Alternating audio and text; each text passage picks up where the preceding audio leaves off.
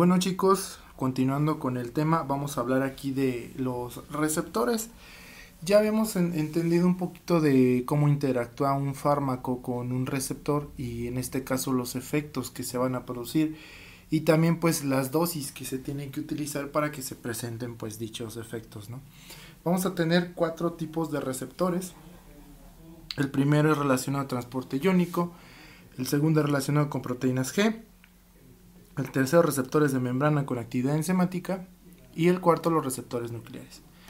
Cabe mencionar que cada uno de estos receptores tiene una función distinta. Nosotros nos vamos a centrar básicamente en dos, que son los que nos interesan. En este caso tendremos los canales iónicos activados por ligandos o ionotrópicos y los receptores acoplados a proteínas G o también conocido como metabotrópicos. Los otros dos no son tan relevantes todavía en la psicofarmacología, sin embargo pues se siguen investigando para ver si hay algunos fármacos que en un futuro puedan actuar sobre estos receptores. Entonces tenemos los receptores ligados a cinasa y los receptores nucleares. La mayoría de estos receptores, es decir, estos tres, los ionotrópicos, los metabotrópicos y los receptores ligados a cinasa están en la membrana. La mayoría de receptores, para que quede claro, van a estar localizados en la membrana celular.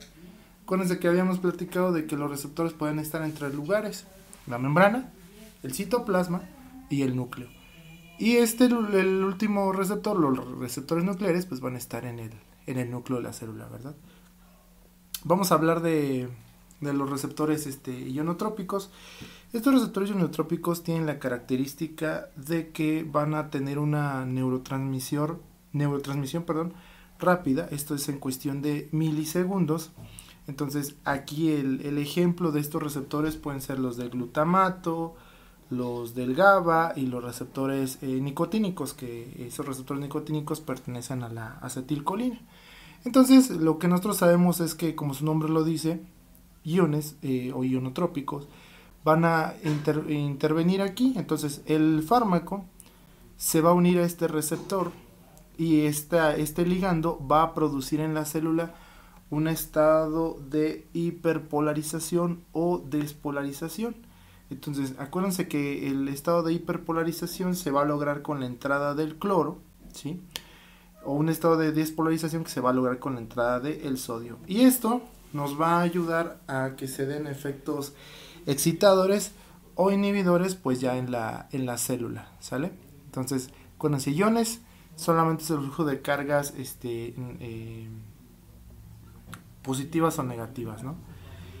Por otro lado, tenemos los receptores metabotrópicos. Estos receptores metabotrópicos son de una neurotransmisión un poco más lenta. Es decir, si este es en milisegundos, la de los canales ionotrópicos, los de los metabotrópicos es en cuestión de segundos. Aquí, ¿qué receptores nos van a importar? Bueno, pues tendremos los receptores muscarínicos de la acetilcolina, los receptores de la dopamina, serotonina, los de los opioides y los adrenérgicos. Cada uno pues tendrá una función en específico, ¿no? Entonces aquí también encontraremos la participación de iones, sí, pero aquí cuando el fármaco se une al receptor va a desencadenar estos famosos segundos mensajeros que van a ser los que en la finalidad van a realizar los efectos celulares, ¿no?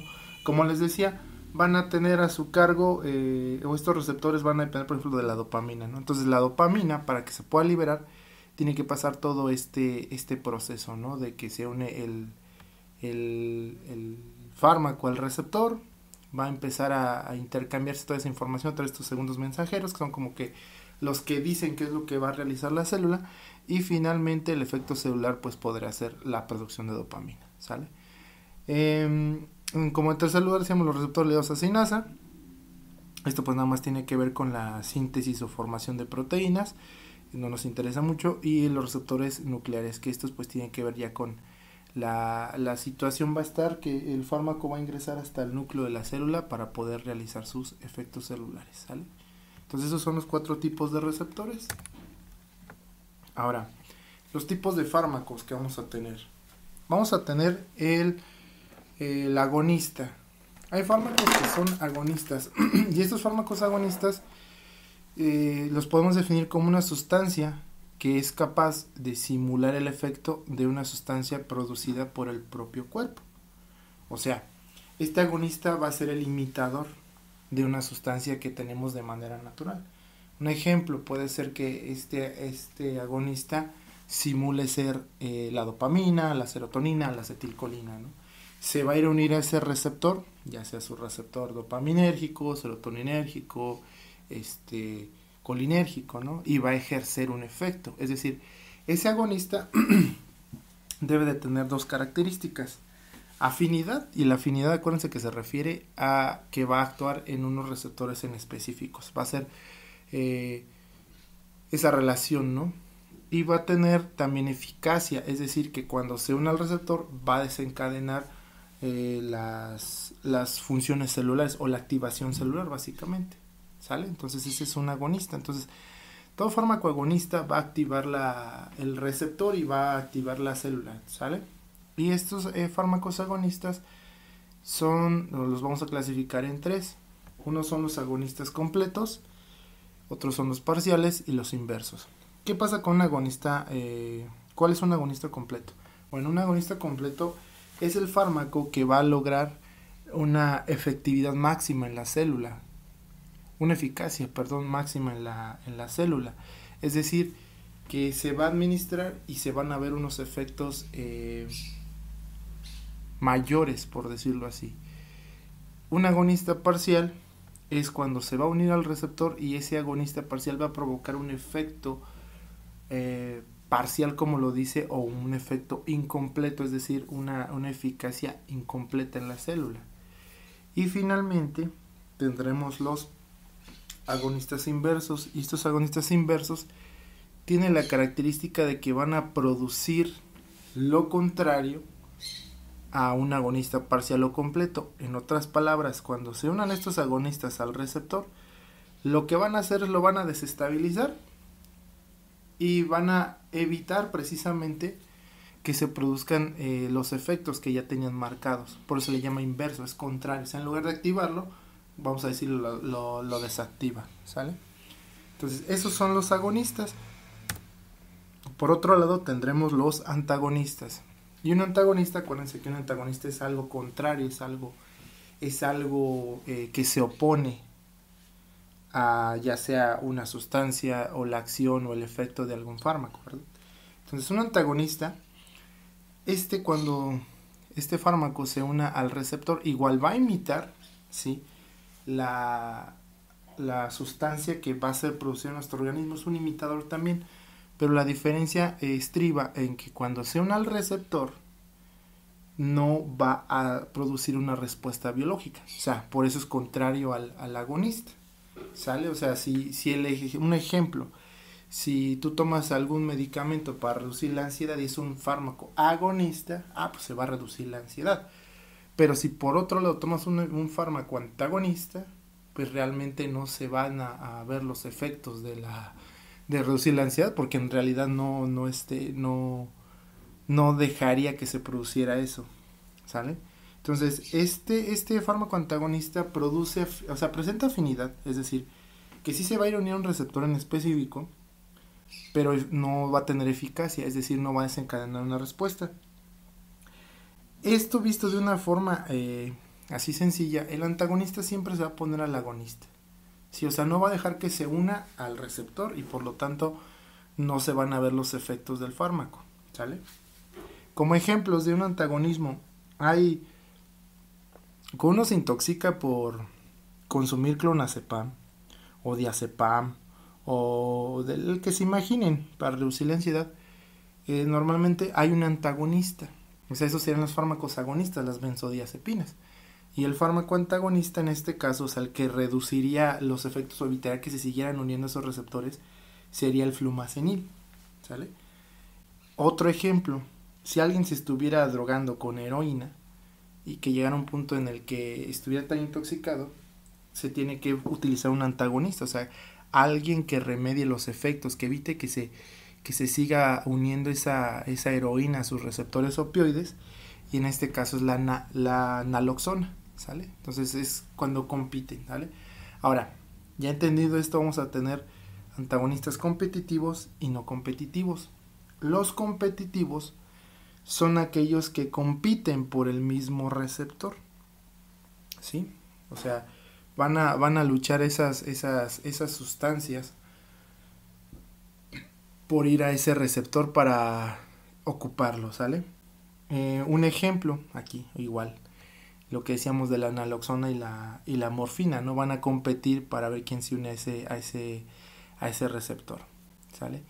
Y estos competitivos pueden ser reversibles o irreversibles. El hecho es que, por ejemplo, este va a ser reversible cuando compitan un agonista y un antagonista. Entonces el antagonista ya va a estar plantado ya en el receptor, pero si tú aumentas la dosis o el número de fármacos agonistas, obviamente que van a desplazar ese antagonista y van a poder ejercer sus efectos, ¿sale? O sea, ¿cómo lo veríamos esto? Imagínense que ustedes toman un fármaco que los ayudará a dormir, ¿sí? Entonces, al ayudarlos a dormir, tendrían somnolencia, estarían produciéndose esa disminución del estado de conciencia, pero si tú tomaras un fármaco que fuera un estimulante del sistema nervioso o una droga, entonces sería antagonista, porque fueran quizás al mismo receptor y lo que harían fuera desplazar al que ya tenían ahí, ¿sale? Entonces van a ver los efectos del agonista y vas a estar en alerta, ¿no? Y el irreversible pues sería lo contrario, ya cuando el antagonista se une al receptor y ya no deja que ninguna sustancia más se una. Esto es independiente de la dosis, ¿sale? Y por otro lado tenemos los receptores no competitivos. Estos se van a unir los fármacos a diferentes receptores, pero el efecto que se va a presentar será contrario, ¿sale? Un ejemplo de esto sería la cafeína y los ansiolíticos. La cafeína, por un lado, va a ir a actuar a los receptores nicotínicos. Entonces, lo que va a producir es un estado de alerta.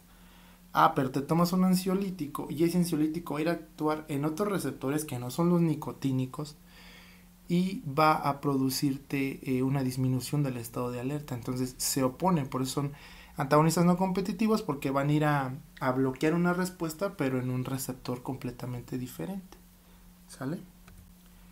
Y bueno, esto es lo que decíamos, ¿no? Este es un ejemplo. Tenemos fármacos agonistas que cuando se unen a su receptor, el efecto que se va a presentar es máximo, ¿no? Esta célula va a empezar a trabajar y se van a ver los efectos.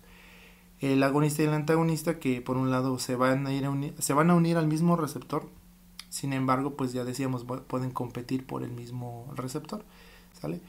Y por último, pues la acción de los antagonistas, ¿no? Que decíamos que se van a unir, o el antagonista más bien, se va a unir al receptor y no se va a desencadenar ningún efecto, ¿verdad? Por eso su nombre lo dice, es antagonismo, es contrario, ¿sale?